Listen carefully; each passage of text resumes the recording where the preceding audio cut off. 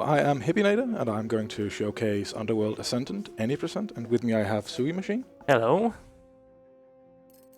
Yeah, let's just get right into it. We start with an auto-scroller, so we'll have some time to talk there. Yeah.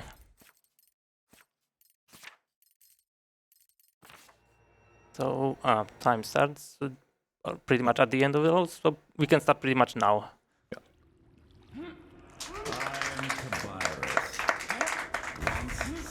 So, this is Underworld Ascendant. It's supposedly a sequel to Ultima Underworld and Ultima Underworld 2. It was a Kickstarter game. Sadly, it's not a very good game. And we're playing on a patch 1.02, which is entirely different than what you're going to see if you buy this game on Steam. Hippie are you going to try this? Yeah, okay, so this is a little skip, which skips a trigger, and a lot of the lines in here are basically in a queue, and if you skip a trigger, there's like 2 lines that don't get added to a queue, which saves a few seconds. And for a run which is this short, I guess it's kind of worth it, especially that you don't lose much time if you die at least once. So now we are going to wait a bit, because we need to have a portal opened to a first challenge.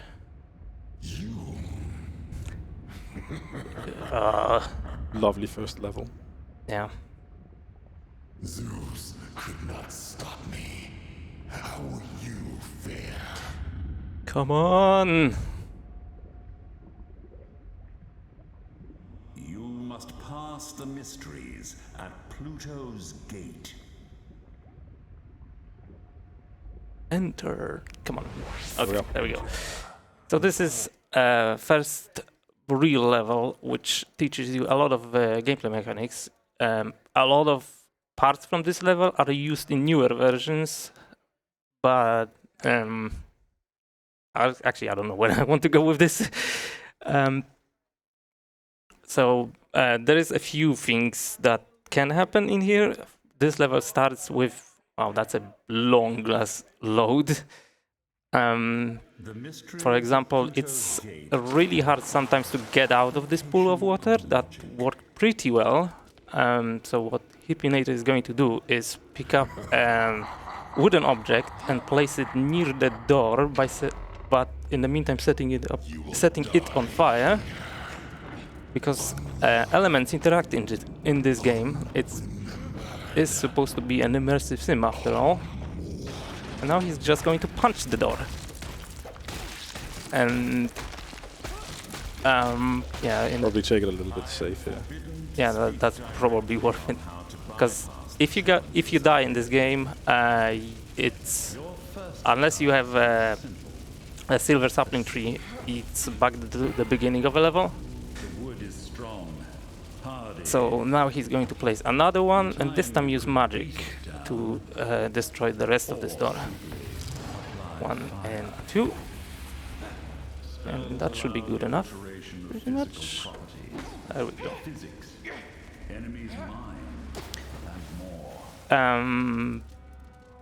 Alright, so coming up there is a room which teaches you how to use throwing items, pretty much. PP is going to pick up one of the items in the room, whichever one, and just throw it against this lever. Oh, that's a miss. Yeah, that missed. There we go. There's a lot of tiny saves that you can do, because you know it's a short run, and one of the tiny saves that you can do. Wow, that's really dark on this monitor. Let's see if we can save it. Okay, there we go. Yeah, one of the ways that you can optimize this run is just by timing sliding right when the gate opens. Yeah, here's an abyssal key that we need to open the door, which is on our right now. And now Hippie is going to pick up a silver sapling tree, hopefully. Yeah. I will play it safe. Yeah. So normally we wouldn't pick this up because it's a little bit out of the way. But now we can place checkpoints. So Yeah, essentially, it works very much like Vita Chambers in Bioshock. As in, you die, you respawn pretty much in a place where you placed that tree. And there is not much of a punishment to death. I would place it. The silver sapling. Okay. So Hippie is also picking up a few arrows, which hopefully are going to be used later in one of the later levels. Oh. Mind the light to avoid detection. Okay, so here he's going to pick up a box and just place it on this pressure plate. Again, that's a lot of the tutorial. Next up, there is a room with a sword, but we are not going to play it in the intended way. We're going to pick up a sword and go all the way back in here and just vault over this fence. And then stand on the pressure plate. Clean up inventory, sure, why not? And yeah, okay, nice. So coming up is a bit of a random part where there is a chandelier that we want to use, and the idea is that that we can shoot that chandelier and that it can fall on the pressure plate and hopefully open a gate for us. Sometimes, very rarely, literally I've seen it once here on ESA, that chandelier can fall down on its own, and sometimes, oh, that's amazing. And sometimes it can happen that also enemies push off the chandelier from a pressure plate, and that's pretty much a rip run in non-marathon setting. That should work. Okay. Oh, that was a bit weird. So now there is coming up. There is a Serene's challenge. Right at the beginning, there is silver sapling tree that we can pick up, which is kind of weird because when you're going for a good time, you actually skip silver sapling in a previous level, but the game still gives you a silver sapling at the beginning of this level. That's a really long loading time. Okay. So yeah, open the gate, and right past the gate there is a silver sapling, and we're going to abuse the fact that you can place it where you aim with the silver sapling. Because this level, it can happen that you can fail this level, which hopefully isn't going to happen, and it's somehow related to how I think how the game rates your progress in this level. But we're just going to place it in there. Okay, let's try this again maybe. On the other side, there, and just die and respawn, and hopefully everything is going to be fine. Okay. And coming up is the main reason why we play on a downpatched 1.02 version, and that's the fact that, I guess you're going to see, because that's going to be a better surprise.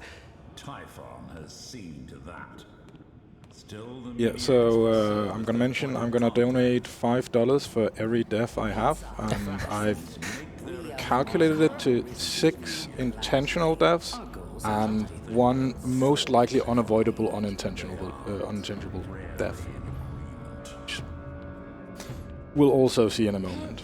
So yeah, here's going to be a reason why we play on a 1.02, because this is where the game normally opens up, and then you're supposed to be doing a lot of quests and challenges and just proceed to the end of the game. But there is a lack of collision here, and just so happens that this is a trigger to the last area in the game.